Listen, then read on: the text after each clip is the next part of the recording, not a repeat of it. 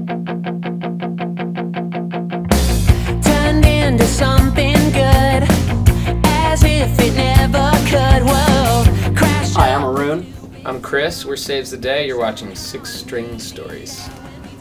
For me, the first time I remember interacting with a guitar, or just having an interest in it, I was roughly 5 years old, and I remember watching a video for Hot for Teacher by Van Halen, and I was already like struggling with school and just like really antisocial, and I saw this video and it just, I see this guy just shredding a guitar on like a library school table, and I was just like, what is that? Like, what is this guy doing? This is awesome.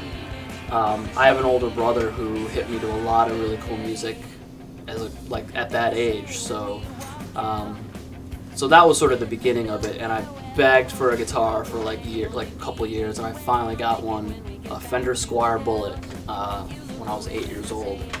Up until then, I had a friend's mom who would like cut out these guitars out of cardboard, and I would just like air guitar to records up until age 8 when I got a real one. My first experience with guitar was after playing cello for 7 years. I was like orchestra boy, and I got into Aerosmith and Led Zeppelin when I was maybe 11 or 12. Started getting tired of taking lessons with the cello. My dad got me a classical guitar, and I learned Stairway to Heaven, and it was so much fun playing that thing. I taught myself, got a book of 12-bar blues and Led Zeppelin 4, and I taught myself Led Zeppelin 4 and 12-bar blues, so I learned like real bar chords and very simple progressions and little scales and stuff. And I think the reason that I really liked the guitar was because Jimmy Page would play that bow, use the bow live on like Dazed and Confused, and I thought that was really cool because I grew up playing cello, with the bow. And Song then Remains the Same on that video. yeah, and I would watch Song Remains the Same every day. That's a good one. I loved it so much, and I noticed that he was doing very simple things on the guitar. With a lot of times they're sort of riff oriented, so a lot of times he's playing on one string or two strings, so it's very much like how you would play a cello. First song I remember learning on guitar, we were actually talking about this the other day, was Fade to Black by Metallica. So emo. It's so emo. It is really the most emo song of all time. We listen to that every day before we go on stage. Yeah, something Sick like that. riff, dude. Sick riff.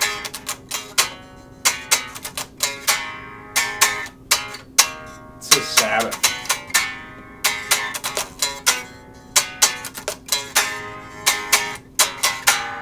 So good. So Sabbath. So I remember I learned a lot of that old Metallica stuff.